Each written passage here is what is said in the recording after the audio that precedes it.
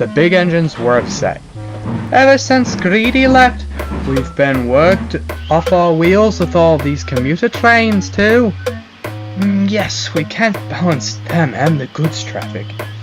If only we could get another express engine, commented Duck. One as fast as old Gordon here. Pah! You'd need a different type of boiler to be quicker than me. Even so, the Fat Controller better get a new engine soon. I don't know what would happen if one of you guys broke down. All the big engines had to agree. The subject was dropped until one spring morning when Duck and Henry were waiting at the big station. They heard a loud growling noise, and to their horror a diesel was purring into the station. The Fat Controller stood eagerly waiting for the train to come to a stop. Duck and Henry soon noticed that his attention wasn't pointed at the diesel, but what stood behind it. What is that? I've never seen an engine like that before. That's because, Duck, this is a high-pressure boiler locomotive. Her name is Helen, and she was a very odd and experimental design. Well, I'm sure she'll be happy to tell you all about it. Please make her feel at home. We will, sir, said Henry eagerly. That's good to hear. Her trial run is tomorrow. She'll be resting at the sheds until then. And the Fat Controller turned and departed the station, as the diesel hauled Helen away to the rest of the sheds. Well, that's rather exciting. I'd love to hear her story. Really? I thought you of all engines would. Experimental engines need special attention because few understand their case. No one knows how much they suffer. Henry soon departed the station in a huff, leaving Duck with two surprises.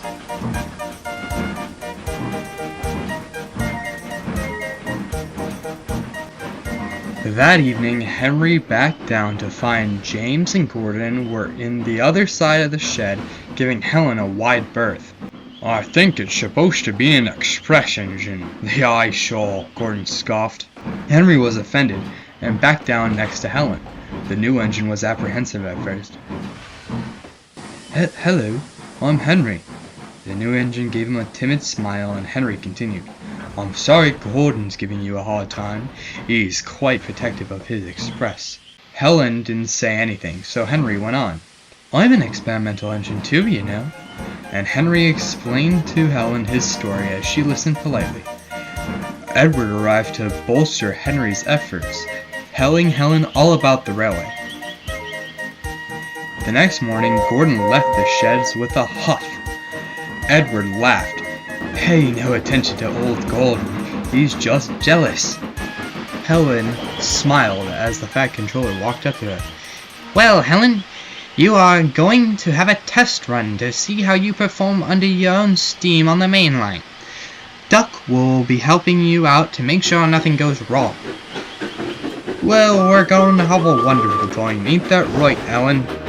Smiled Duck. Good, you're in safe hands, Helen. The Fat Controller climbed into the observation coaches, and the awkward train soon set off.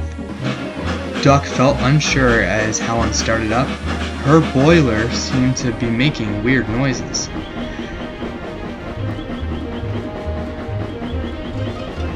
They passed through yard limits fine, but as they neared the first tunnel, Duck noticed that the train wasn't getting any faster. We need to speed up now, Helen. We're out on the main line. Helen's driver opened the regulator and the train jolted forward suddenly. Duck was caught off guard. First, the Fat Controller brings in that big whale thing, and now Henry gets the express. It's a slight, I tell you. That man has it out for me. Well, what's the new engine like? Asked Thomas inquisitively. Well, she's big, and she hasn't said a word since she's arrived. How odd. Not a single one? Yes, Edward and Henry... Shush! Don't shush me, Lord Toby. Quiet! Can't you guys hear that? Gordon listened, and then...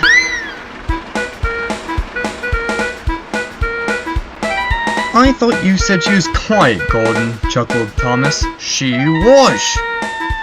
Well, her actions are certainly speaking louder than our words, chuckled Toby.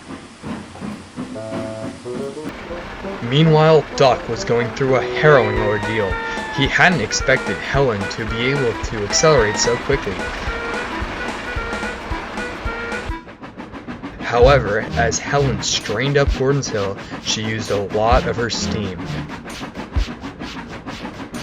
After coasting back down the other side, her boiler lost pressure and she couldn't make back up the steam. The train went slower and slower, dragging through the countryside.